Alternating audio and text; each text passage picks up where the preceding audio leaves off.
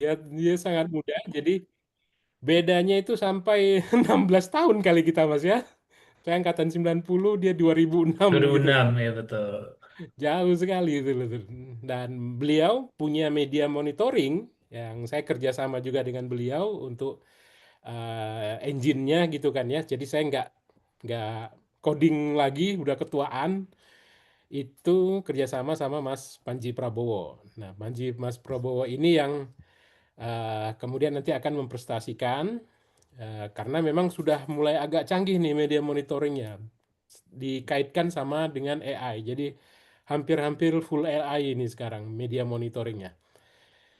Luar biasa.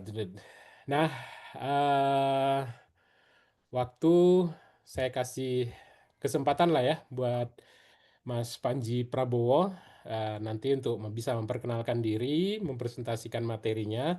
Dan kalau ada waktu, Mas Panji, simulasi lah kita ya. Kadang-kadang kan mungkin teman-teman ini pengen tahu tentang sesuatu gitu kan ya, bisa disimulasikan kalau memungkinkan. Tapi kalau enggak ya apa boleh buat. Nanti mungkin entah seminggu ke depan di grup masih ada, ya kita bisa ada inilah akomodasi kalau ada permintaan media monitoring gitu kan ya. Tapi ya sebentar aja, nggak usah lama-lama. Karena memang biasanya media monitoring ini eh, nggak terlalu murah juga. Butuh server yang sangat luar biasa, butuh scrolling yang luar biasa gitu kan. Database storage-nya juga luar biasa besar, jadi lumayan lah. Kira kita gitu pengantar dari saya. Dan memang biasanya media monitoring ini dipakai untuk memantau reputasi brand kita dan brand lawan gitu kan ya. Kalau hanya brand kita sendiri, di akun kita sendiri, kita bisa pantau dengan sosial media analitik yang ada di akun kita, disediakan oleh platformnya. Tapi untuk mengetahui brand kita di akun orang lain bagaimana dibicarakan, nah itu butuh media monitoring. Nah, itu nggak bisa dibantah lah ya. Kira-kira udah siap, Mas Panji? Siap Mas Aman insya Allah. Oke, oke, oke. Itu dari saya pembukaan. Selanjutnya saya serahkan kepada Mas Panji. Assalamualaikum warahmatullahi wabarakatuh. Monggo, Mas. Waalaikumsalam warahmatullahi wabarakatuh. Ya, Assalamualaikum warahmatullahi wabarakatuh. Selamat sore Bapak-bapak, Ibu-ibu yang ada di forum atau di webinar pada sore hari ini. Am, ya mungkin jatuhnya ini aja ya apa namanya sharing-sharing gitu ya. Kalau dibilang saya berbagi apa mungkin bapak-bapak dan ibu-ibu di sini jauh lebih paham gitu atau jauh lebih senior dan ilmunya lebih mantep gitu dibanding saya. Jadi mungkin sekedar sharing dan nanti mungkin diskusi begitu ya terkait dengan tema yang saya dilempar oleh Mas Dedi terkait dengan tema hari ini adalah brand reputation monitoring gitu.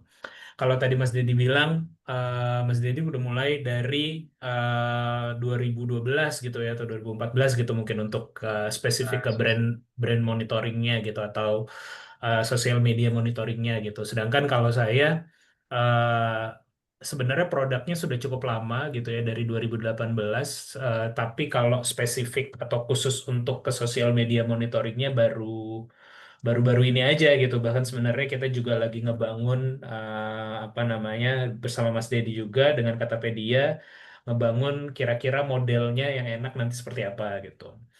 Nah, namun sebelum itu saya ingin memperkenalkan diri dulu dan mungkin juga nanti pengen kenalan juga dengan bapak-bapak, ibu-ibu sekalian yang ada di webinar ini gitu ya di saat sharing nanti. Em, ya kalau pendidikan tadi betul dibilang Mas Dedi bahwa aku jadi junior ya di Teknik Fisika di ITB 2006 lulus 2011 gitu.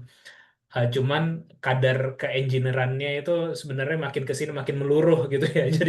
Jadi tidak lagi banyak ngulik terkait dengan keteknik fisikaan lah. Kalau orang teknik fisika kan biasanya dikenalnya dengan mungkin sebagai instrumen atau ahli kontrol kayak gitu-gitu. Cuman karena kebanyakan setelah lulus saya lebih bergelut di bidang bisnis gitu, makanya mengambil studi lanjutannya atau training-trainingnya yang cenderung lebih banyak di bidang bisnis dan manajemen gitu ya.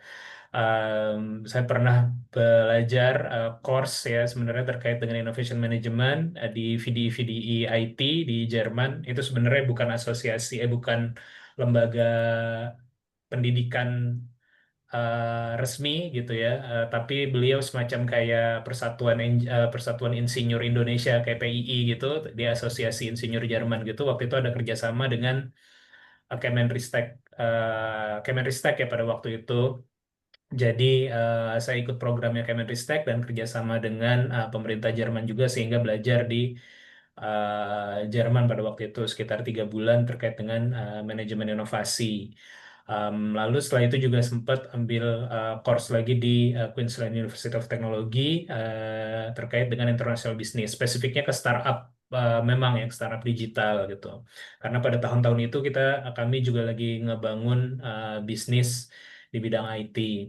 Dan terakhir mungkin kalau training yang agak relevan dengan tema kita hari ini atau mungkin salah satunya secara general gitu terkait dengan monitoring media, saya kebetulan waktu itu sempat ikut program dari Amerika, dari US, apa namanya departemen, saya lupa departemennya apa ya, namanya IVLP. Spesifiknya temanya adalah Citizen Complaint System dan Improving Public Service. Jadi memang pada waktu itu di 2019 sebelum COVID ya kalau nggak salah, kita tuh belajar terkait dengan model-model bagaimana kalau di Amerika handling komplain dari masyarakat, baik itu yang untuk public institution maupun yang agak-agak semi-semi layanan publik tapi mungkin dikelola oleh swasta juga seperti itu, kayak mungkin kereta, subway kayak gitu. Terus juga ada beberapa transportasi publik yang memang dikelola oleh corporate kayak gitu. Dan lain-lainnya seperti itu. Jadi dan itu agak cukup dekat dengan tema bisnis atau juga spesifik webinar yang akan saya sharing pada hari ini karena lebih banyak membahas komplain dan bagaimana mungkin efek dari komplain, yaitu bagaimana strategi PRing dan juga ada kaitannya juga dengan pentingnya media monitoring atau sosial media monitoring yang akan kita bahas. Kalau terkait dengan bisnis, saat ini yang lagi benar-benar digarap itu adalah yang di Kiwi ya, yang pertama gitu. Nah, ini kita nge-brandingnya sih sebagai customer experience for public service gitu. Punya beberapa produk, salah satunya adalah Kiwi. Kiwi sebenarnya dia spesifik bikin aplikasi antrian online gitu. Jadi lagi naik-naiknya ketika pada zaman COVID, di mana orang tidak perlu lagi mengantri secara fisik gitu. Jadi di beberapa bank seperti sekarang itu udah bisa apa namanya antri secara online dan datang ke lokasi tanpa perlu menunggu. Dan yang baru-baru ini yang tadi seperti dijelaskan terkait dengan sosial media dan media online monitoring, kita nyebutnya analyzer sih ya. Jadi semacam kayak platform gitu menggunakan tadi engine AI untuk menganalisa apa media dan juga sosial media gitu. Itu kurang lebih. Nah, sebelum masuk ke materi, saya juga ingin mendalami lagi terkait dengan tadi ya, karena kita nge-brandingnya sebagai CX Solution for Public Service. Ini sebenarnya ekosistem kita gitu ya, ekosistem kami. Yang Kiwi tadi seperti saya jelaskan, itu secara garis besar sebenarnya kita handling di queuing management system ya untuk bank, untuk rumah sakit, untuk kantor-kantor pemerintah, dan juga customer satisfaction survei-nya. Jadi sekarang tuh berdasarkan Permen Kemenpan RB ya tahun 2018 ya kalau nggak salah ya, sudah 7 tahun yang lalu, itu setiap instansi tuh wajib melakukan apa istilahnya kalau di pemerintah itu survei kepuasan masyarakat ya, SKM, atau mereka nanti mengeluarkan indeks kepuasan masyarakat. Nah itu kita juga memiliki sistem yang compile dengan aturan tersebut gitu. Jadi dua kaki utamanya Kiwi adalah terkaitan dengan Queuing Management System dan Customer Satisfaction Survey.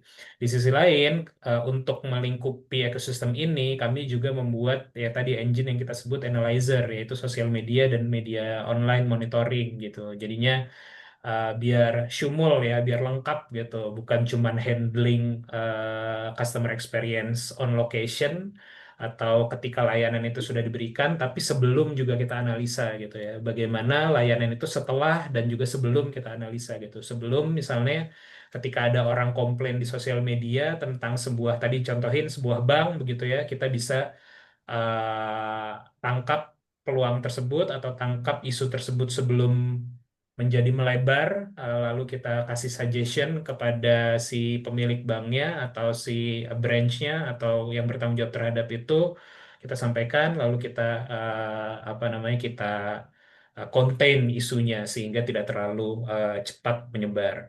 Makanya mungkin kalau pengalaman Mas Didi tadi kan lebih banyak di politik ya, karena mungkin memang ini isu yang sangat dekat gitu ya di politik, terutama mungkin di masa-masa kampanye gitu ya, atau masa-masa pemilihan umum atau pilkada gitu, karena memang sekarang ya yang dikatakan media mainstream ya sebenarnya sosial media begitu ya, yang ngedrive pemikiran dan juga nanti ujungnya ke vote itu ya terus terang di sosial media. Makanya penting untuk kita ketahui, kita pantau bagaimana tren di sosial media, isu apa yang sedang berkembang, dan juga sehingga pengambilan keputusannya based on data yang kita miliki.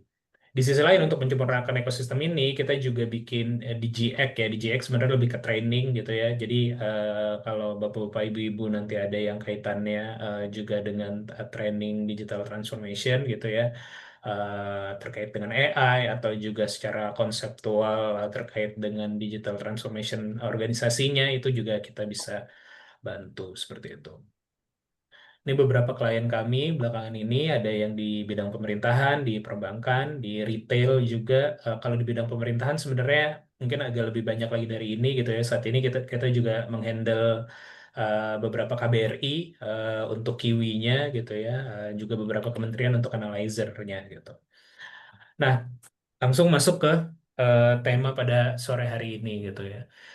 Kenapa brand reputation itu penting gitu ya. Jadi sebenarnya berdasarkan data yang kami survei gitu ya, ternyata 91% consumer atau 91% konsumen itu dia selalu melihat review sebelum melakukan pembelian. Ini dalam konteks bisnis ya, tapi dalam konteks non bisnis juga sebenarnya buying-nya ini bisa di-convert gitu ya. Misalnya 91% orang juga sebenarnya melakukan review sebelum melakukan voting kayak gitu. Jadi buying-nya di sini sebenarnya belum tentu transaksinya berupa uang, tapi bisa jadi transaksi tadi ya nilai, yaitu misalnya ngevote atau nilai misalnya mau nyobain sesuatu dan lain-lain gitu. Jadi berdasarkan data yang kita miliki gitu. Dan sebenarnya pada faktanya satu bad tweet itu bisa viral atau tweet yang apa ya negatif gitu ya, negatif tweet itu bisa viral dan bisa memberikan impact yang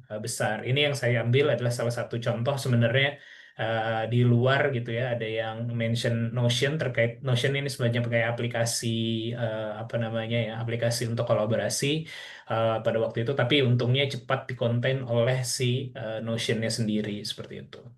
Jadi reputasi itu kenapa ini menjadi penting? Karena dia memiliki impact kepada customer loyalty, brand value, dan juga investment decision. Khususnya untuk dalam konteks investment decision adalah khususnya untuk perusahaan-perusahaan yang sudah go public gitu. Beberapa waktu yang lalu atau sebenarnya masih ya sampai sekarang juga isu yang menarik terjadi di bursa saham seperti itu ya, di bursa Ya, saham terkait dengan beberapa perusahaan yang sudah listing tapi belakangan ini mendapatkan reaksi yang negatif di sosial media gitu, dan ternyata pada faktanya berdasarkan yang kita cek juga itu terjadi ketersalingan gitu ya. Jadi ketika isunya lagi naik di sosial media, ternyata dampaknya nilai market cap, nilai sahamnya itu sendiri menurun gitu. Jadi sebenarnya dalam konteks yang lebih besar, brand value ini bukan cuma sekedar dagangnya orang beli atau tidak, tapi juga bisa mempengaruhi nilai dari suatu brand atau nilai dari suatu perusahaan, dan juga nilai dari ya value dari perusahaannya tadi ya, investment decision-nya jadi menurun gitu. Jadi bisa dibilang ya reputation itu sesuatu yang intangible tapi sebenarnya em, ya valuable gitu ya. Jadi walaupun dia intangible tapi dia sangat menjadi sebuah aset yang sangat bernilai gitu. Nah, mendukung dengan itu gitu ya, karena itulah kita penting untuk memiliki atau memantau reputasi dari brand kita di media online maupun di sosial media gitu. Kenapa ya? Karena ada beberapa alasan ini gitu ya. Yang pertama, kita ketika kita melakukan brand monitoring gitu ya, brand reputation monitoring, kita jadi mengerti atau memahami sentimen publik atau sentimen masyarakat terhadap brand kita, bagaimana brand kita ini di-perceive atau bagaimana brand kita ini diterima atau dipandang di masyarakat gitu.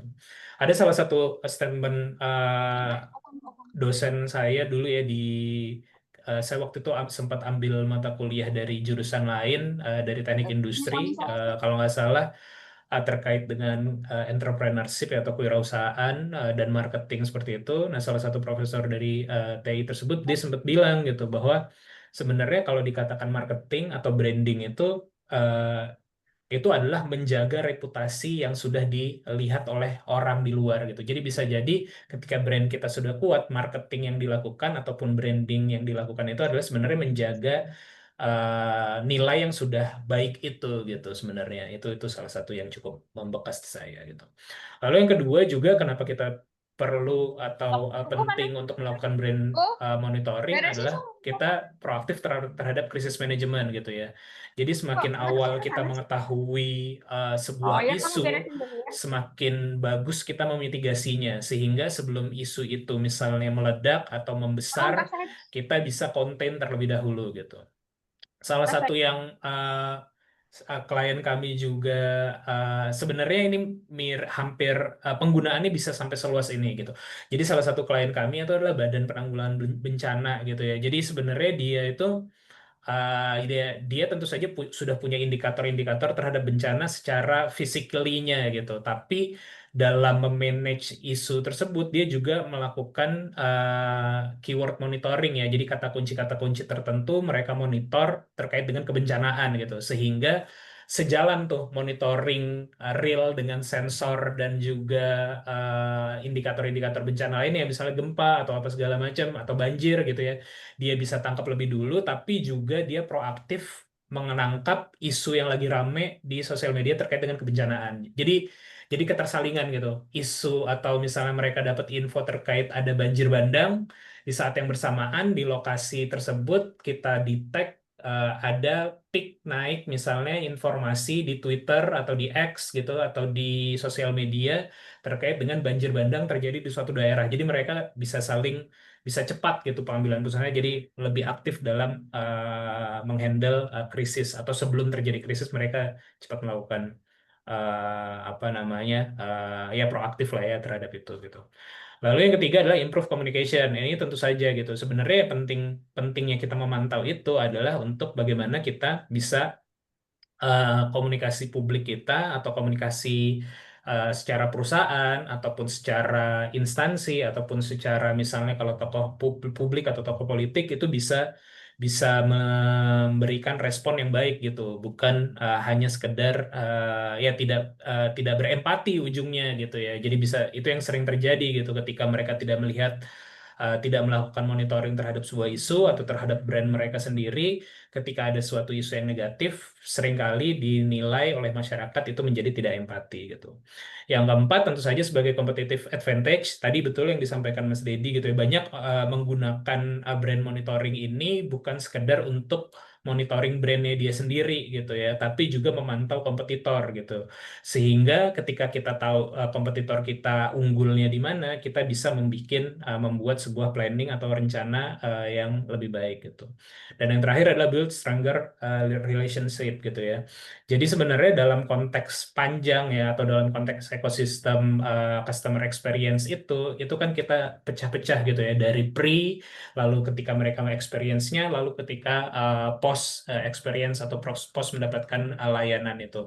Nah, dalam konteks perusahaan kami ya Kiwi yang tadi ya dari booking lalu ongoing layanan lalu feedback dan juga secara keseluruhan sosial media monitoringnya itu juga membuat konsumen atau consumers atau nasabah atau pasien atau segala macam tergantung dari segmen bisnisnya itu menjadi terasa lebih dekat dengan si brand dengan si perusahaan itu karena mereka bisa disentuh secara langsung oleh si brand dengan mengetahui dengan si brand tersebut mengetahui yang lagi rame apa sih kita itu jadi proaktif terhadap itu ketika mereka di colek jadi mereka tahu atau ketika mereka di mention mereka jadi lebih aware terhadap isu yang sedang di mention itu gitu.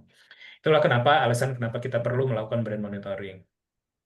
Dan kenapa dibanding apa dampaknya jika kita tidak melakukan brand monitoring itu ya ya ada beberapa gitu ya. Salah satu yang cukup menarik bagi saya adalah beberapa sebenarnya udah ini lagi ya kalau terkait dengan foto yang di sebelah kanan gitu ya. Itu adalah salah satu yang menurut saya apa ya gagalnya berlipat yaitu adalah ya tentu saja gagal melihat isu sehingga eh, tidak berempati terhadap isu tersebut. Lalu kegagalan keduanya adalah karena posisinya sendiri adalah orang yang merepresentasikan harusnya komunikasi publiknya baik gitu karena kantor komunikasi kan seperti itu jadinya sebenarnya gagalnya berlipat kalau menurut saya. Nah, artinya ini tidak terlalu dilakukan poin-poin yang tadi kita sebutkan sebelumnya gitu sehingga yang terjadilah 4 poin ini gitu ya mereka gagal melakukan apa reputation crisis early gitu ya failing to detect reputation crisis early. Lalu juga jadinya gara-gara gagal mendapatkan info itu, dia juga melakukan atau yang apa ya nggak spesifik ke ini aja gitu, tapi banyak juga jadi poor communication gitu ya, komunikasinya jadi tidak baik gitu, missing out key customer insight. Ini juga jadi kehilangan apa namanya genggaman terhadap apa sebenarnya yang dimaui oleh si pelanggannya. Dan yang keempat tentu saja tidak tahu bagaimana publik itu evolve gitu isunya. Nanti di belakang akan saya kasih beberapa contoh juga ya terkait dengan contoh yang berhasil menangkap isu dengan baik dan juga yang tidak berhasil menangkap isu dengan baik. Itu nanti akan kita bahas lebih lanjut. Nah, jadi sebenarnya kalau kembali ke definisi brand reputation monitoring itu adalah sebenarnya sebuah proses untuk observing, analyzing, dan responding to public conversation gitu ya. Baik itu di digital platform, sosial media, dan juga media online ya. Jadi kata kuncinya adalah bagaimana kita observe, monitoring, listening, banyaklah istilahnya, dan juga bukan sekedar memonitor dan mendengarkan, tapi juga kita analyze isunya seperti apa, sentimennya apakah positif negatif, dan juga responding. Responding ini berarti kita menanggapi isu tersebut seperti apa gitu. Terhadap isu positif kita tanggapi seperti apa, kepada isu yang negatif seperti apa, kepada isu yang sebenarnya netral-netral aja seperti apa gitu ya. Itu jadi 3 poin itu terhadap public conversation gitu. Nah, sebenarnya apa sih yang kita monitor gitu ya dalam konteks apa brand reputation ini gitu ya. Sebenarnya setidaknya kalau yang kami lihat sih ada 4 ini gitu ya. Yang pertama adalah terkait dengan mention tracking. Jadi kita ngelihat siapa aja dan juga apa aja media dan juga mungkin influencer yang nge-mention kita dan isu apa yang sedang dibahas. Lalu yang kedua adalah sentimen analisis. Kita lihat analisa sentimennya apakah tadi ya positif tone-nya, apakah negatif tone-nya kayak gitu dan apakah cukup besar gitu. Jadi kadang-kadang ada isu negatif tapi juga ternyata tidak terlalu besar. Justru kalau kita ngerespon itu dengan berlebihan, isunya malah jadi rame kan sebenarnya. Jadi kadang-kadang kita juga penting mengetahui isu positif atau isu negatif ini seberapa besar gitu. Kalau isunya positif tidak terlalu besar, tentu saja tugas kita mungkin sebagai pemilik brand atau juga mungkin tim PR dari sebuah brand atau perusahaan, ya tentu saja kita akan ngeblow up si berita positif ini. Tapi kalau yang negatif tapi ternyata impact-nya atau tadi ya tidak terlalu besar gitu ya sudah kita dimin aja dulu gitu kan nggak terlalu besar juga gitu. Paling nggak kita tahu dan bisa kita konten. Lalu yang ketiga adalah topik dan keyword trend. Ini juga penting untuk kita monitor gitu. Jadi sebagai sebuah brand atau juga mungkin instansi atau juga tokoh gitu ya, kita sudah tahu kita concernnya terhadap isu-isu apa saja gitu.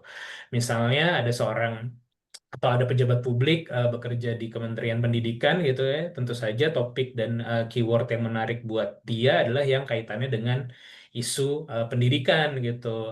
Baik itu misalnya kalau dia di Kementerian Pendidikan Dasar dan Menengah ya berarti isu-isu yang terkaitan dengan misalnya dana apa namanya dana untuk siswa dan segala macam, dana BOS dan segala macam itu menjadi concern dia. Jadi belum tentu brandnya sendiri dimention, tapi bisa jadi isunya sendiri yang dia perhatikan itu perlu dia pantau seperti itu. Lalu yang keempat adalah kaitannya sama social media engagement. Tentu saja kita sebagai pemilik account gitu ya, kalau bapak-bapak ibu-ibu secara personal atau di bisnisnya memegang account sosial medianya, tentu saja kita bisa pantau secara real gitu ya dengan aplikasinya gitu ya, dengan Instagram, dengan Twitter atau X kita bisa lihat social engagement yang kita miliki apa namanya terhadap dengan follower-follower kita seperti itu kalau kita memakai dashboard profesional.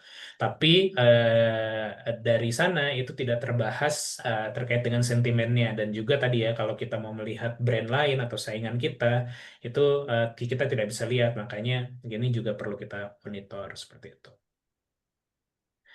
Jadi tadi kita sudah bahas apa, why, dan juga sekarang kita bahas when-nya, kapan kita melakukan brand monitoring gitu ya. Ya sebenarnya sih em, yang paling penting mungkin yang kedua ya, before, during, after crisis gitu ya. Jadi ketika lagi sebuah ada krisis itu terjadi, ya tentu saja pasti kita pantau gitu ya dengan detail gitu ya, baik itu terutama ketika lagi kejadian dan juga afternya gitu. Tapi kalau yang normal ya tentu saja kita secara reguler dan continuously melakukan monitoring tersebut gitu.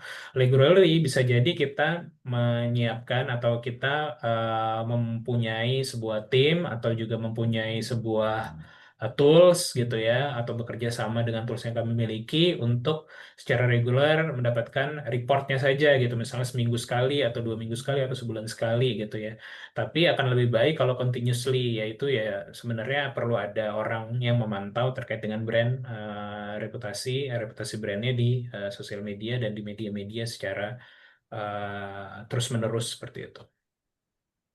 Nah, kalau dalam konteks perusahaan sebenarnya pekerjaan siapa yang harus melakukan manajemen brand, reputasi brand atau manajemen atau melakukan monitoring ini sebenarnya biasanya sih multi departemen gitu ya.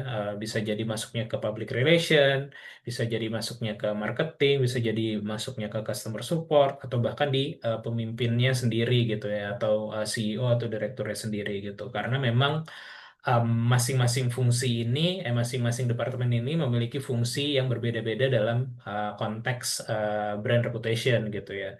Jadi memang biasanya sih multi departemen gitu. Tapi biasanya memang yang terdepan sih biasanya PR atau communication gitu karena mereka yang manage ke publiknya gitu ya, lebih banyak seperti itu. Bagaimana cara kita melakukan brand monitoring ini? Ya, tentu saja yang pertama kita utilize monitoring tools. Banyak banget di luar sana seperti itu ya. Kita pakai softwarenya aja, kita track sentimen, kita lakukan analisa engagement dan segala macam gitu ya. Lalu yang kedua, kita lakukan engage dengan feedback. Jadi setiap ada feedback dari customer atau dari audiens yang kita apa ya kita sasar ya kita lakukan feedback baik itu positif ataupun negatif gitu. Ibarat kalau dulu ada apa namanya ada credo ya ada credo mungkin istilahnya di rumah makan Padang gitu ya biasanya kan ada zaman-zaman dulu tuh ada tulisan di kasirnya gitu ya tulisannya tuh kalau apa namanya kalau enak cerita ke teman-teman kalau ada yang nggak enak cerita ke kami nah sebenarnya kan kurang lebih seperti itu gitu ya engage with feedback gitu ya jadi ketika kita trigger juga si audiens kita trigger juga si consumer kita untuk melakukan feedback langsung pada kita kalau ada yang negatif tapi tidak usah cerita-cerita lah keluar-luar kalau ada yang negatif ceritanya ke kita aja gitu nah sebenarnya yang kita harapin seperti itu. Lalu kita juga track key metrics-nya. Ya, masing-masing perusahaan mungkin ada indikator sendiri gitu ya, matriks-matriks utamanya, standar harus Mungkin kalau di bisnis, bagaimana tadi key metrics-nya dicontohkan, misalnya adalah untuk melakukan sales gitu. Berarti untuk mendukung sales, misalnya harus berapa yang terpapar dengan media atau dengan promo tertentu gitu. Lalu dari promo tertentu itu berapa yang melakukan call to action, dari call to action ke sales ujungnya gitu ya. Nah, tadi itu contoh yang menarik banget yang disampaikan di awal, yaitu terkait dengan penjualan sebuah brand mobil atau tipe mobil secara spesifik gitu ya. Jadinya itu di track tuh, ternyata bisa ketemu dari promo yang dilakukan, lalu ternyata yang datang ke toko dan melakukan apa namanya test drive itu ternyata potensi untuk melakukan salesnya atau penjualannya itu atau melakukan pembeliannya dari sudut pandang pembeli itu jadi lebih tinggi gitu. Karena itu berarti yang harus kita boost adalah bagaimana memperbesar promo untuk biar orang melakukan test drive kayak gitu. Makanya tadi akhirnya keputusan yang diambil tepat sekali gitu. Jadinya dia melakukan promonya adalah promo test drive gitu kan. Karena itu yang ternyata berdasarkan data nge-trigger ke penjualan. Contoh-contoh lain juga banyak banget gitu ya. Ada ada juga misalnya indikator utamanya untuk melakukan sales adalah melakukan dengan adanya apa namanya misalnya dengan adanya review dari tokoh atau dari artis gitu ya. Misalnya ternyata orang ujung-ujungnya untuk melakukan sales kalau udah dipromo sama artis tertentu gitu. Let's say misalnya kalau yang di Indonesia mungkin 1 atau 2 tahun terakhir terjadi ada salah satu produk makanan cepat saji ketika dikawinkan dengan artis Korea kayak gitu ya, tiba-tiba langsung antri banget itu si makanan cepat saji tersebut gitu ya. Nah itu juga padahal tadinya sebelum ada itu gitu ya itu ya biasa-biasa aja, tapi ketika ada co-branding antara makanan cepat saji tersebut dengan apa boy band Korea itu jadi nge-trigger penjualan yang sangat tinggi karena mereka audiensnya mereka lihat atau calon customernya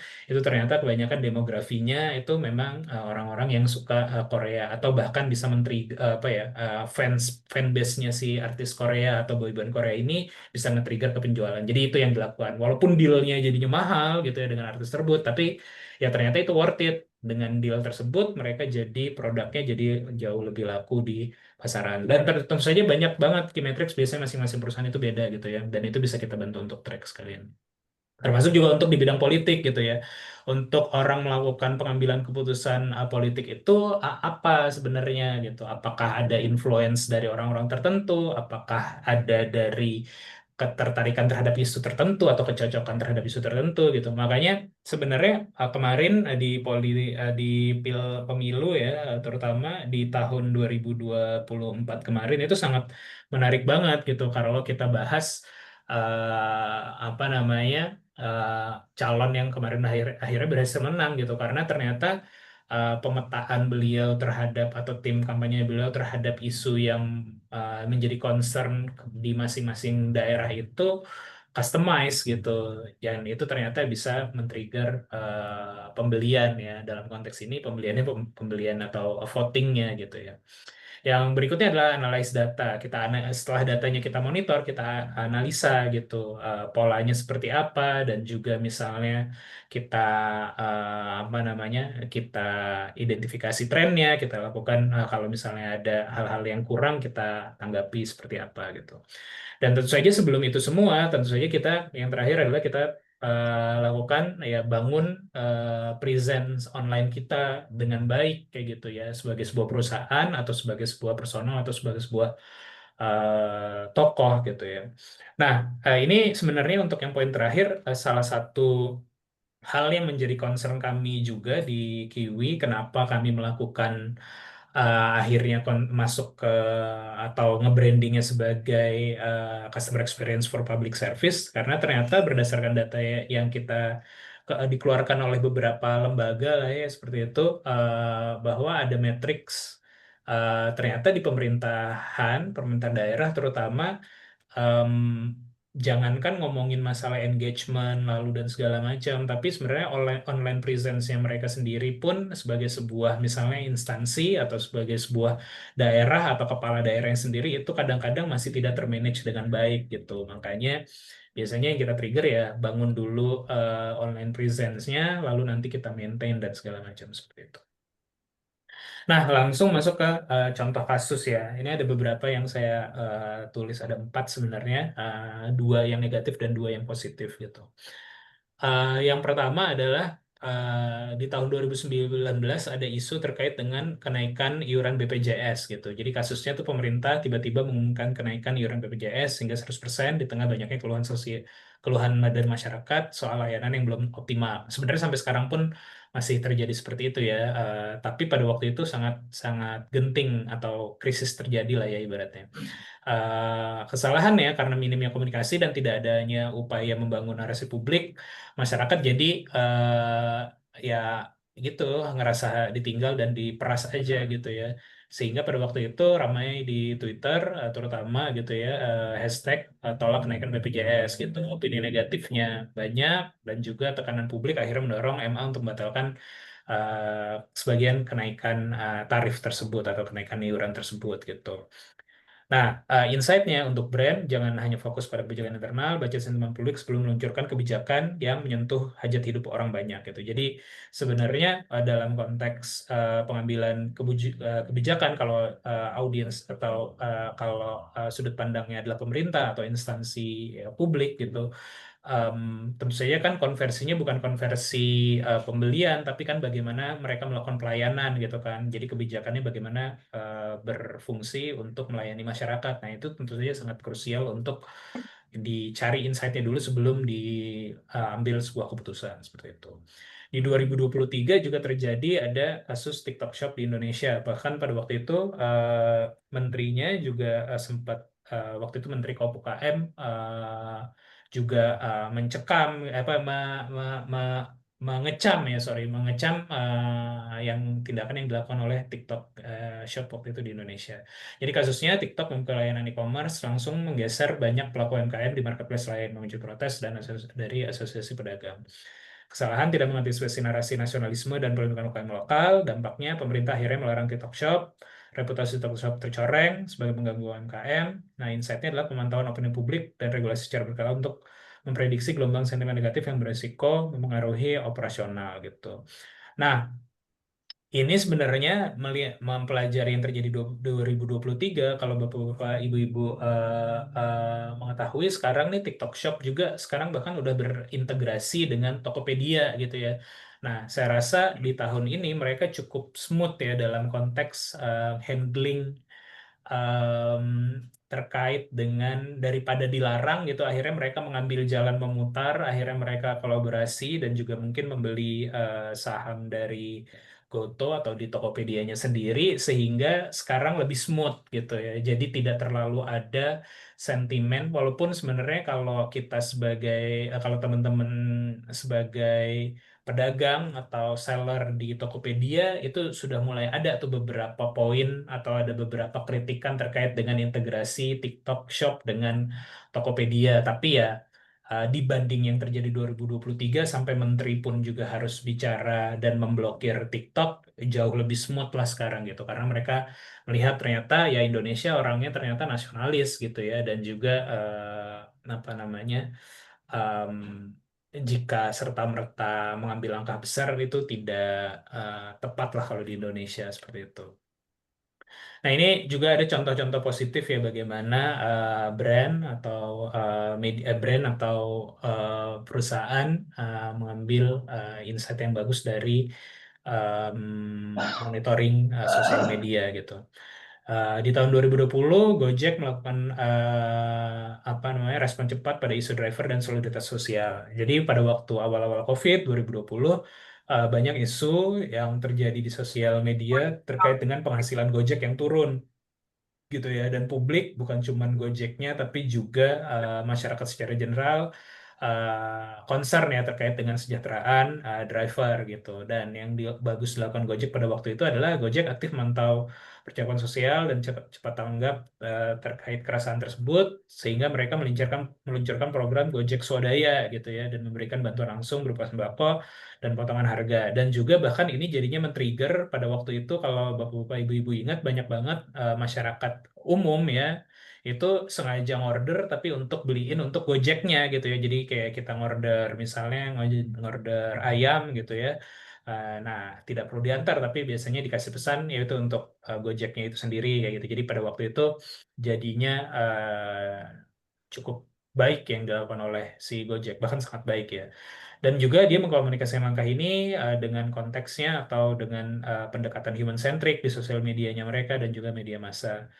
Hasilnya sentimen publik bergeser ke arah positif, brand yang nggak peduli, konsumen tetap memakai Gojek untuk solidaritas gitu. Jadi pelajarannya monitoring sentimen bantu Gojek berempati lebih awal, bukan cuma bereaksi saat sudah terlanjur krisis. Ini juga sempat terjadi di kasus Indomie ya. Waktu itu ada isu Indomie dilarang di Taiwan karena ada kandungan zat-zat tertentu. Nah, ini juga berhasil berakhir positif gitu karena Indofood ya merespon mengeluarkan klarifikasi resmi di beragam medianya yang mereka miliki, dan juga mereka pasang iklan juga. Eh, dan narasi yang dibawa adalah sebenarnya Indonesia atau produknya Indomie ini sesuai dengan BPOM Indonesia gitu. Tapi di sisi lain mereka juga tidak menyalahkan atas Taiwan yang menjaga dan tetap menjaga tone komunikasi yang profesional. Hasilnya percakapan negatif tidak terlalu berkembang dan tidak menjadi boykot. Banyak netizen justru membela Indomie, brand berhasil mempertahankan reputasinya gitu. Jadi bukan cuma menghindari sentimen negatif, tapi juga tadi ya bagaimana mengkontennya dan juga bisa membuat itu berbalik jadi membuat trust ke brand atau ke perusahaan yang kita jalankan gitu. Nah, terakhir mungkin sebelum kita diskusi, saya ingin sedikit menjelaskan terkait dengan apa yang dimiliki oleh Analyzer ya, Analyzer Kiwi terkait dengan media monitoring atau social media monitoring. Khususnya tadi apa yang dijelaskan oleh Mas Dedi, bahwa sekarang kita sudah banyak berintegrasi dengan AI gitu ya. Jadi banyak banget insight yang kita olah itu tidak lagi perlu, atau analisanya tidak lagi perlu analisa manual gitu, tapi sudah ada AI yang menganalisa itu gitu dan secara real time. Jadi ini yang sebelah kiri ini sebenarnya overview yang biasa kita miliki gitu ya kalau kita melakukan media monitoring gitu. Jadi ada mention and reach-nya ada berapa gitu ya. Terus juga per source terkait dengan sosial media dan juga media secara umum itu ada berapa banyak, sentimen positif negatifnya, dan juga kita bisa lihat sentimen by source-nya juga gitu. Nah, salah satu fitur yang kita miliki yang ada di video di sebelah kanan gitu ya. Jadi sekarang kita sudah punya semacam kayak virtual assistant seperti itu, sehingga si pemilik brand atau juga pengelola eh, brand management itu sebenarnya cukup kayak chat aja gitu ya. Kita bisa chat dengan isu terkait dengan isu-isu yang lagi ramai, itu apa aja dan bentuk sentimennya apakah positif dan negatif, itu kita bisa melakukan chat aja gitu ya di aplikasi atau di sistem kita gitu. Yang saya contohkan di kanan ini sebenarnya ini pada waktu itu kalau nggak salah isunya terkait dengan Kemendikti Saintek ya, yang waktu itu terkait dengan isu tunjangan dosen ya mas, bukan deh, kalau ini terkait dengan ini eh, apa namanya, kasus dokter itu ya, pendidikan dokter. Nah, ini juga analisa yang biasa kita tampilkan gitu ya. Berapa eh, ini karena sekarang saya tinggalnya di Bandung gitu, dan hari ini tuh lagi konvoy apa namanya, lagi konvoy kemenangan Persib ya di Bandung gitu. Jadi rame banget jalanan. Jadi tadi pagi saya coba cek di dashboard kami gitu ya dengan topik Persib, ternyata ada berapa banyak mention dan ada berapa banyak apa namanya engagement yang terjadi di sosial media, ternyata lumayan gitu ya. Ini tadi saya ambil sekitar jam 8 pagi ya. Di X paling banyak ada 19.000, di Facebook dan Instagram dan segala macam ya. Kita juga bisa memantau TikTok dan YouTube sekarang dan juga media tentu saja ya, media paling banyak memberitakan terkait dengan ini gitu. Dan ini kita ambil dalam jangka waktu seminggu ke belakang gitu ya. Dan yang menarik adalah yang tadi saya bilang ya terkait dengan AI Insight, kita sekarang sudah memiliki fitur AI Insight tadi gitu. Jadi dari sebuah isu kita bisa petakan itu menjadi sebuah topik dan kita bisa lihat impressionnya berapa banyak, reach-nya, dan juga ini penjelasan, impact, insight, dan rekomendasi itu sudah muncul secara otomatis gitu. Jadinya ketika ada sebuah isu misalnya kemenangan Persib. Nah, rekomendasi terkait dengan pemegang brand Persib misalnya, itu dia bisa kita udah bisa langsung berikan gitu. Atau misalnya dalam konteks lain, misalnya kalau tokoh politik gitu ya terkait dengan isu dia seperti apa, itu udah bisa langsung dapat rekomendasi, insight dan impact-nya terkait dengan isu ini seperti apa gitu secara langsung. Ini jadi Oke, tidak ada Mbak. sama sekali Thank you. pekerjaan atau pengerjaan secara manual oleh tim, tapi Bawa memang ini ketika aja sebuah ya. isu itu kita tracking atau Sekarang kita Mbak. monitor, itu nanti akan langsung keluar hasilnya gitu ya, impact, insight dan rekomendasinya gitu. Contoh misalnya yang poin 2 ya, ada pengunduran diri pemain penting. Ini salah satu yang bikin isunya dalam seminggu ini naik gitu. Nah, nanti sebagai orang PR atau dari orang marketing mungkin langsung bisa baca, ini apa sih maksudnya pengunduran diri pemain penting? Dia langsung bisa baca, oh ya ternyata pengunduran pemain penting ini kaitannya adalah salah satu adanya pengunduran diri pemain kunci Persib yang menjadi sorotan. Penggemar membahas dampak ini dari sisi kehilangan ini pada tim dan future planning seperti apa kayak gitu. Nah, dari penjelasan ini sebenarnya si orang PR-nya itu nanti bisa melihat sendiri, oh iya berarti ini menjadi isu yang penting karena impressionnya cukup tinggi, berarti saya harus melakukan misalnya rekomendasinya dia mengadakan pertemuan dengan antara pemain dengan penggemar atau juga dia membuat paling enggak kalau dari kaitannya sama media mungkin dia bikin postingan terkait dengan isu ini seperti apa kayak gitu. Lalu yang berikutnya juga ini seperti saya bilang tadi dari uh, info atau dari crawling data yang kita lihat banyak banget tadi gitu ya ada puluhan ribu gitu ya kita bisa petakan topiknya apa aja sebenarnya yang lagi naik gitu. Karena kaitannya dengan tadi saya ambil topiknya Persib ternyata yang lagi naik adalah masalah kemenangan Persib adanya perpisahan pemain dan juga secara general kita bisa lihat juga ada kaitannya sama perayaan, ada 60%, ada berita dan informasi 18%, pengumuman perpisahan ada berapa persen, diskusi dan opini, dan juga ada kaitannya dengan kegiatan dan event ada berapa persen. Dan kita bisa lihat dari situ sentimen summary-nya juga seperti apa. Ini juga dari AI-nya sendiri. Dan yang baru-baru ini kita kembangkan juga, selain dari kita melihat topiknya apa, kita punya fitur namanya community persona gitu. Community persona ini apa gitu ya? Community persona ini adalah siapa saja kerumunan orang atau personal orang yang membahas isu-isu ini gitu ya. Jadi tadi kita lihat misalnya ternyata dari isu-isu yang ada gitu ya, ini orang-orang yang membahas ternyata berdasarkan statistik kita bisa petakan gitu ya.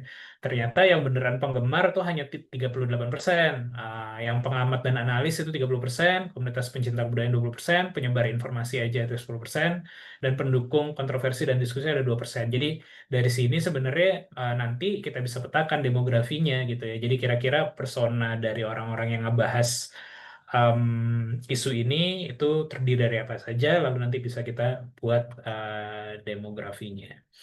Mungkin itu aja yang bisa saya sampaikan. Mungkin lanjut aja kalau ada yang ingin berdiskusi gitu ya terkait dengan tema ini ataupun juga secara lebih luas gitu. Mungkin saya kembalikan dulu ke Pak Dedi, monggo, Mas. Oke, thank you Mas Panji. Alhamdulillah, mudah-mudahan bisa paham ya. Kayaknya lebih agak sederhana penjelasannya, cukup bagus Ya. lah. Sebenarnya ada yang perlu bertanya ini, misalkan ya, di sini tuh ada Ibu anggota DPD Jakarta, Bu Fahira Idris ya, Ibu Fahira. Nah, beliau kan ibunya warga Jakarta, jadi penting kemudian mengetahui isu-isu apa sih yang berkembang di Jakarta. Bu Fahira kemungkinan sih punya tim ya di lapangan. Nah, mungkin juga ada juga untuk tim sosmednya yang memantau gitu khusus. Mudah-mudahan isu di Jakarta soalnya cukup banyak. Jadi ada baiknya lah Bu Fahira juga bisa pakai media monitoring untuk kemudian bisa menangkap lebih lebih kuat ya apa isu yang Siap, insya terjadi Allah. di komunitas mana aja. Siap, Muncul Bu Pak Fahira. Deddy. Tuh, Mas Panji, ke kantor DPD dong. Nanti Iya, Bu iya. Fahira. Saya walau tinggal di Bandung, nggak, KTP masih Jakarta kemarin. Panggilan juga Oh, di Masya Jakarta. Allah. Mudah-mudahan masih sempat nyoblos saya kemarin. Bercanda, Oh, bercanda. dapat KTP Jakarta ya? Oke, Iya, iya. oke. Masih, Jadi, masih. selain Bu Fahira, di sini juga ada Mas Cahyo, Cahyo Utomo nih. Jadi Mas Cahyo ini beliau anggota legislatif Kota Surabaya.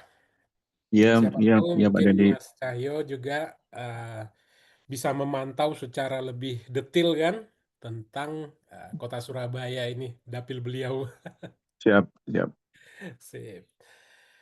Surabaya. Kemudian di sini juga ada timnya anggota DPR RI, ada dua malah. Yang satu Mas Hamzah. Mas Hamzah ini timnya Pak Nasril Bahar. Pak Nasril Bahar kalau nggak salah itu Komisi 6 ya Mas ya? Komisi 6 atau Komisi 4? Ya? Komisi Komisi 6, Pak. Komisi 6 ya. Ya. Komisi 6 itu industri, perdagangan, BUMN, koperasi, UMKM ya kalau nggak salah ya. Ya, termasuk Itu investasi. juga banyak isu yang perlu dipantau tuh dengan media monitoring. Mudah-mudahan Pak Nasril mau juga media monitoringnya. Dan ada Mbak Hasna. Mbak Hasna stafnya Bu Reni Astuti. Kalau Bu Reni Astuti itu Komisi 5 ya. Komisi 5 itu DPR RI Pusat itu infrastruktur dan perhubungan. Nah, itu kayaknya urusan infrastruktur penting banget gitu untuk dapat media monitoring. Ada juga Mas Daniel sini. Mas Daniel biasanya punya banyak jaringan di kepala daerah, bupati, wali kota gitu kan ya. Sedikit nyerempet-nyerempet politik juga kayak saya gitu lah. Itu Mas Daniel tuh. Ini senior saya di ITB. Jadi jauh lebih senior lagi buat Mas Panji. Ada Mas Miduk, aktivis kita gitu kan ya. Kali aja beliau mau memantau terkait lingkungan di Kota Medan. Nah, beliau penguasa Kota Medan nih. Jadi memang media monitoring ini paling banyak sih dipakai sama instansi yang agak besar ya. Instansi yang agak besar, perusahaan-perusahaan, kementerian, kepala daerah gitu kan ya. Untuk memantau kondisi pembicaraan di masyarakatnya. Apalagi kalau ada isu-isu sensitif gitu kan. Jadi thank you ini Mas Panji. Mudah-mudahan eh, cukup bisa bermanfaat lah ya buat teman-teman yang lain. Karena ternyata yang gabung banyak yang dari politik ternyata Mas. Monggo kalau ada pertanyaan kita buka. Waktunya masih lumayan lah ini. 17:07.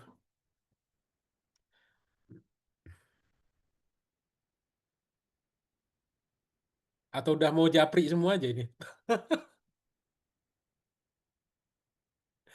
Mau nanya, Ya. Mas Dedi. Oh, Mas Halo, Daniel, yes. Mas Daniel halo. ini arsitek ITB 88. Ini jelek sinyal. Lah, lagi meeting Mas Daniel.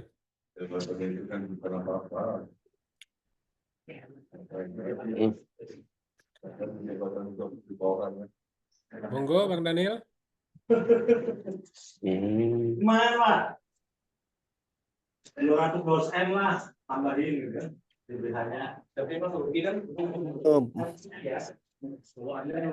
Pak Daniel, apa kabar? Mas Tonton juga kenal sama Mas Daniel. Wah, itu ini lama tuh.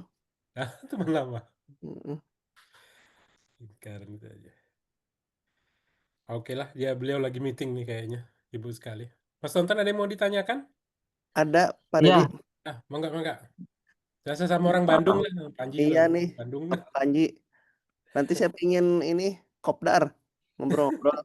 Siap, siap, Saya siap mau Mas. tanya itu masuk bagaimana cara mesannya? Apa online atau apa offline? Terus data apa yang harus dimasukkan?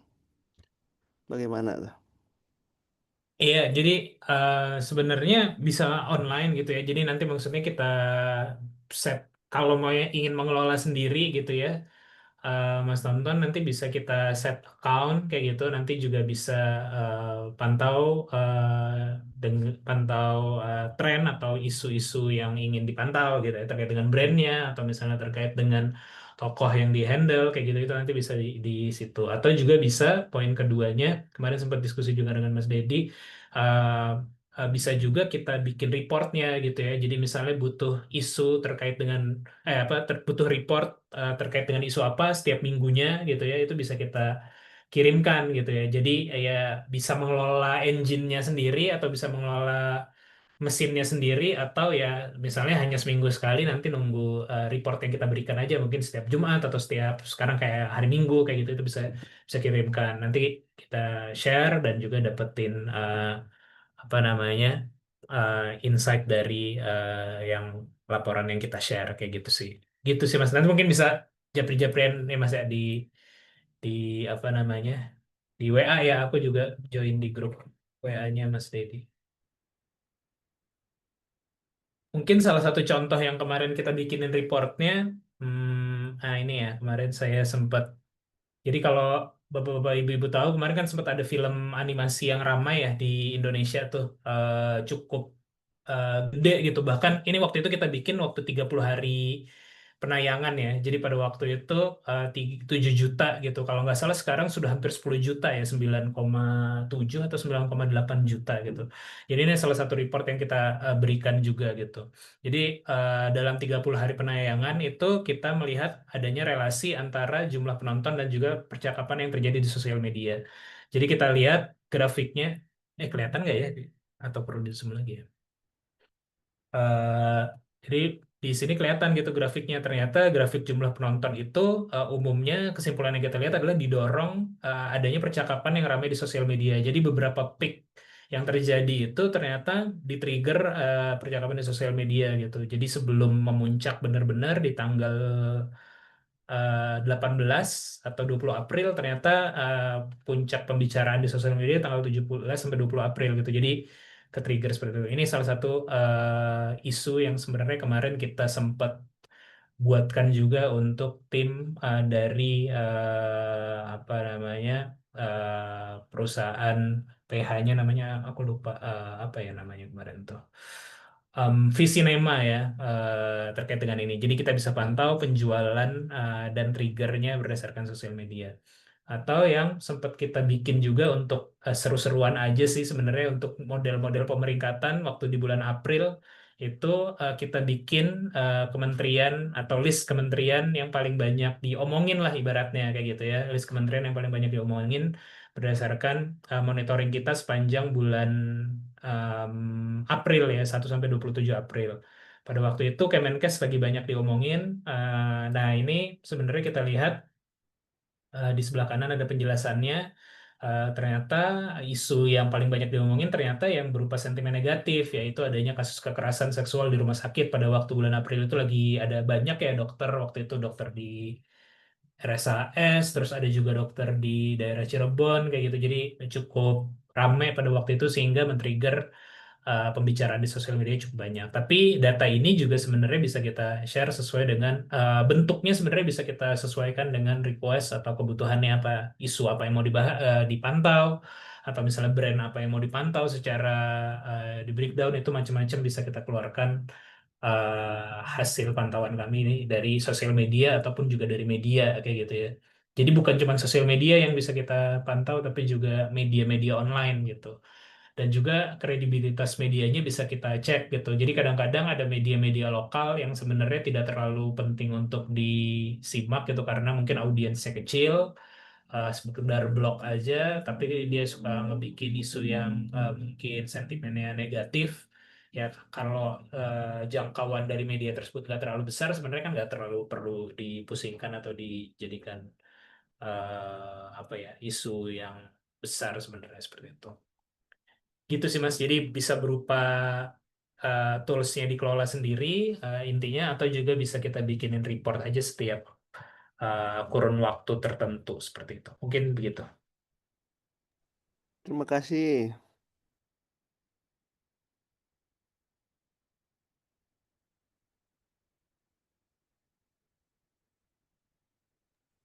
Ini ada pertanyaan dari Mas Daniel ini di chatnya. Membership pemantauan brand reputation di sosmednya gimana? Gitu. Apa maksudnya? Iya, mungkin maksudnya berlangganannya gitu ya. Nanti Oh mungkin gitu.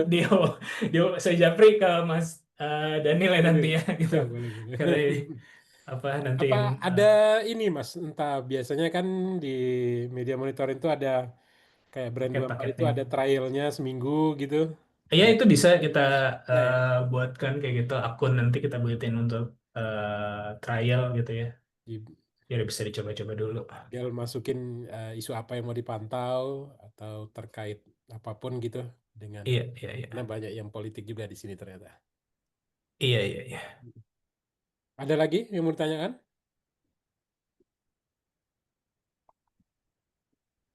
Tapi Riko, ada yang mau ditanyakin? Cukup? Udah sholat ya? Monitoring aja, memantau, Oke, siap. belajar. Eh, Kayaknya cukup kali ya Mas ya? Iya. Udah cukup ya pertanyaannya ya? Oke, ini di record juga, jadi nanti bisa didengarin ulang. Kalau nanti setelah dikirimkan Mas Panji file presentasinya di grup, nanti bisa, kalau ada yang masih lupa bisa ditanyakan tentang apa itu halaman-halamannya atau bisa lihat kembali rekamannya. Mungkin rekamannya besok atau lusa kali ya. Saya download dulu, upload di YouTube, baru dikirimkan aksesnya satu persatu via email. Mungkin ini aku terakhir Mas, karena banyak yang di bidang politik ya.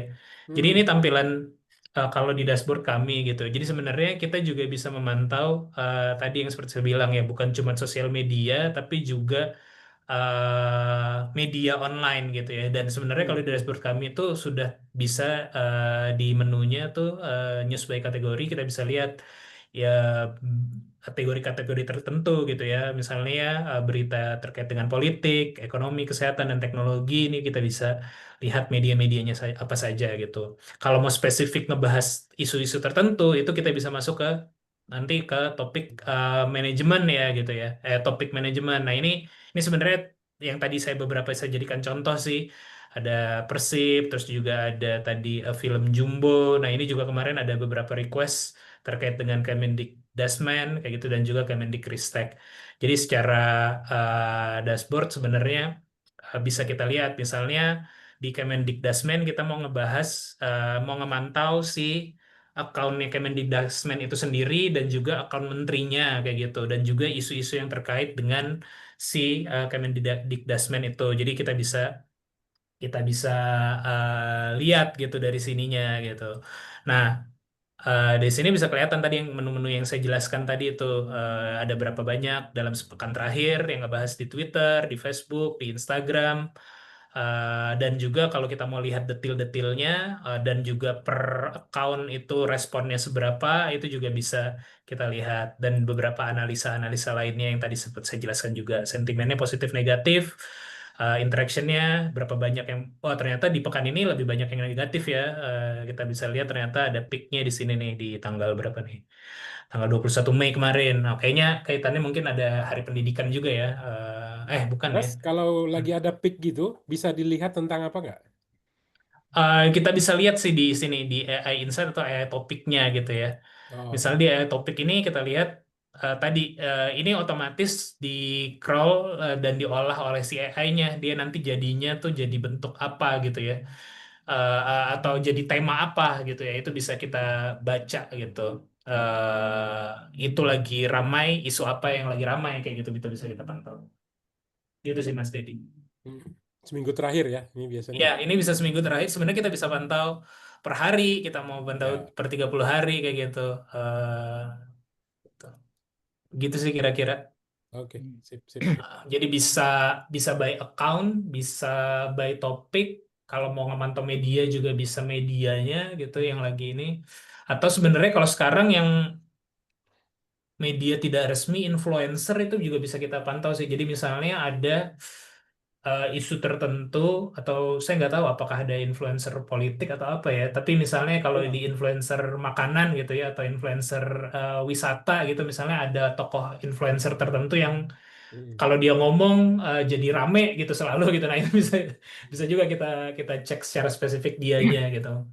Tapi mungkin di politik juga ada ya, kayak siapa ya? Saya juga kurang tahu, kurang paham juga. Mungkin Mas Dedi lebih Banyak banyak ya. semua itu. Nanti Rocky kalau Gerung ketemu gitu sama misalnya Prof. gitu ya kali ya. Kita dibongkar semua itu nanti.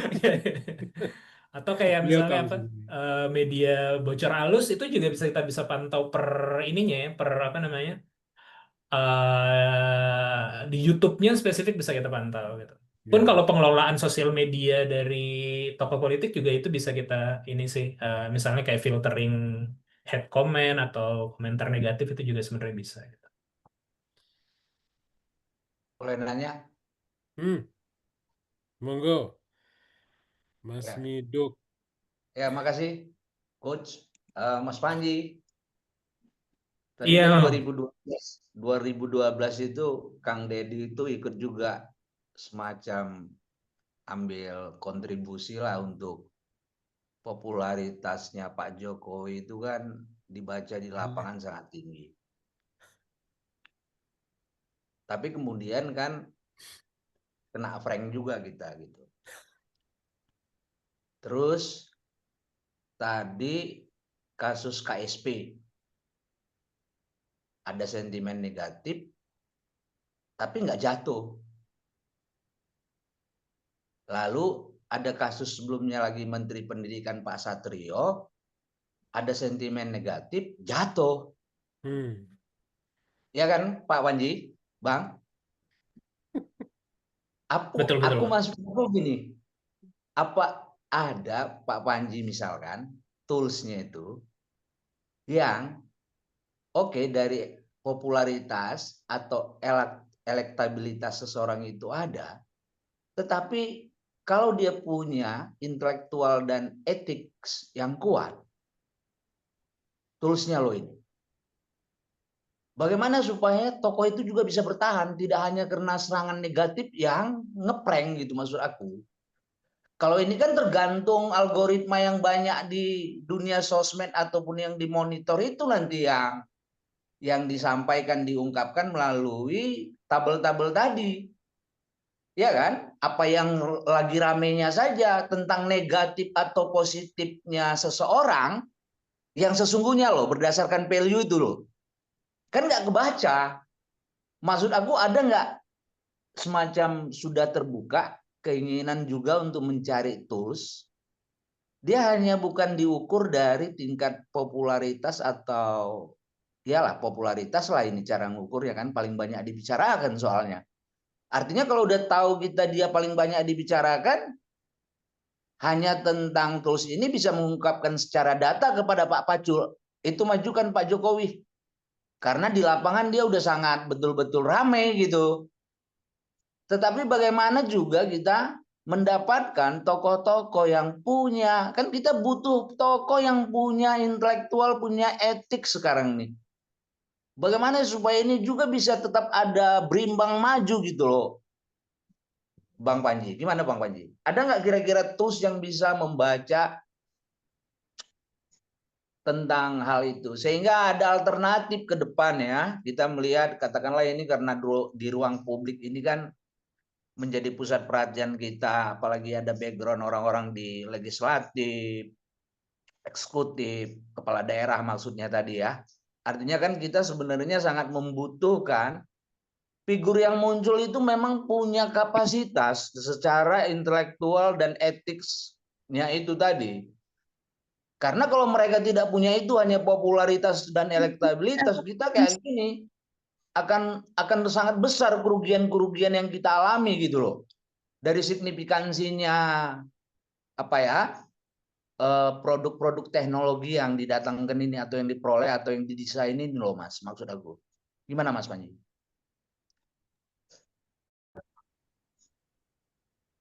Bentar kepencet tadi. Eh, Mungkin saya kurang ini ya, bukan dalam kapasitas saya membahas eh apa namanya, membahas eh, etik ya jatuhnya ya. Tadi ya. Kalau diskusi kita mungkin Mas Dedi bisa ini. Tapi kalau kalau dari sisi saya, misalnya eh, yang mungkin dari tools yang kita miliki, yang kami miliki itu orang-orang yang memiliki integritas atau etik tadi ketika dia dijatuhkan gitu misalnya di sosial media gitu ya, jadi Ya, isu negatif banyak ke dia. Kalau iya. dari engine atau sistem yang kita miliki, sebenarnya tadi yang di AI Insight itu dia bisa dapat rekomendasi itu. Jadi misalnya ada sebuah isu negatif yang sedang terjadi gitu. Misalnya apa ya? Misalnya terkait dengan tadi gitu. Misalnya ada kasus Pak dok, Satrio, kan belum bukan. tahu kita positifnya dia atau negatifnya dia ya kan, tapi cepat sekali jatuh gitu loh. Iya, misalnya seperti itu. Nah, di AI Insight kita itu bisa ada tulisan rekomendasi tadi yang di bagian bawah. Jadi rekomendasinya yang harus dia lakukan atau timnya lakukan terkait dengan isu ini itu apa gitu. Jadi misalnya yang secara apa namanya normatif mungkin meningkatkan komunikasi atau melakukan konferensi pers atau melakukan apa gitu. Jadi alih-alih dia mendiamkan isunya dan nanti tergulung dan mungkin jadi tergusur gitu ya atau terjatuh, Ya. dia bisa ada rekomendasi yang diberikan oleh engine kita terkait dengan isu yang lagi naik ini gitu sih. Tapi kalau di luar, jadi konteks media monitoring dan sistem yang kita miliki itu memang terbatas pada isunya apa, lalu cara menyikapi isu tersebut seperti apa. Tapi kalau di luar-luar itu gitu, faktor-faktor di luar itu, kayak tadi misalnya ada contoh yang gagal berkomunikasi dengan baik, tapi ternyata tetap bertahan. Nah, padahal secara komunikasi atau rekomendasi yang itu tidak dilakukan. Nah, itu hal lain tuh kayaknya. Itu kayak Ya, di luar kapasitas saya. Mungkin Saya Mas Didi. tambahkan sedikit ya. Monggo Mas. Nah, oke. jadi Mas Miduk yang ditanyakan Ya. itu, kalau media monitoring ini ngambil data publik. Jadi Hmm. kalau data publik itu kita bisa tahu jatuh dan naiknya seseorang atau sebuah brand itu kalau keputusannya di ranah publik. Jadi kepala daerah gitu kan yang diangkat oleh publik, siapa yang menang Oh. itu kita tahu karena yang milihnya publik. Jadi naik dan turunnya kita tahu. Termasuk Hmm. juga brand-brand produk-produk jualan corporate gitu kan ya. Kita tahu ini bakal bagus produknya atau tidak karena yang menentukan naik atau tidaknya turunnya itu publik. Tapi begitu terkait sama menteri itu Hmm. tidak tergantung publik. Jadi kita Hmm. tidak bisa lihat datanya di media monitoring. Itu tergantung presidennya.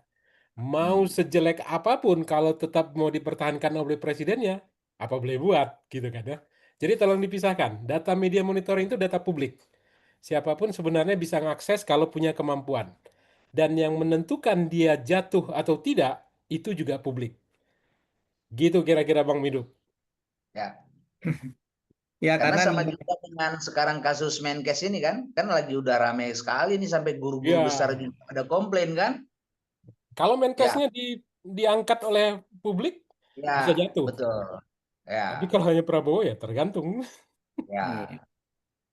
Dan Karena memang nilai, kan pernah ada yang kemarin pengamat bilang kalau di luar ketika publik itu punya kekuatan, artinya presiden itu sangat mempertimbangkan publiknya, walaupun kewenangan kementerian itu ada di dia, tetapi begitu suara publik ada sentimen negatif terhadap menteri juga kan pejabat publik, harusnya presiden itu ikut ya Ya. atas. Ya, bagaimana sekarang itu biar terbangun kan gitu. Artinya kan publik kan tetap yang dilayani oleh presiden sebenarnya. Ya, ya, ya. Ya Ya itu kan? ada betulnya. Saya tahu Iya. bahwa Betul. Presiden, kantor kepresidennya juga punya media monitoring lah. Bahkan Ya. sejak zaman SBY pun media monitoring itu ada beberapa waktu itu. Jadi mereka juga akan melihat publik.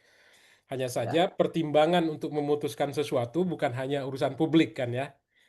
Masih ada pertimbangan-pertimbangan yang lain gitu. Tapi itu masuk pertimbangan, Mas Mido.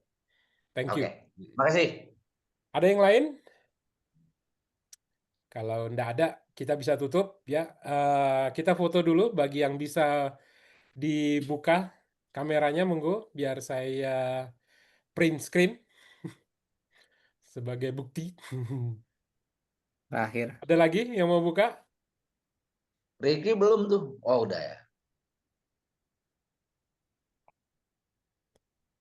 Bang Daniel, ada muncul juga. Sibuk sekali ya. Oke ya, saya foto ya. Ya. 1, 2, 3. Oke. Thank you, terima kasih kehadirannya. Terima kasih Mas Panji juga sudah meluangkan waktunya berbagi sama kita. Mudah-mudahan bisnisnya lancar. Yang saya sebutkan namanya tadi mengontak Mas Panji. Terima kasih ya. Makasih semuanya. Assalamualaikum warahmatullahi wabarakatuh. Waalaikumsalam. Waalaikumsalam warahmatullahi wabarakatuh.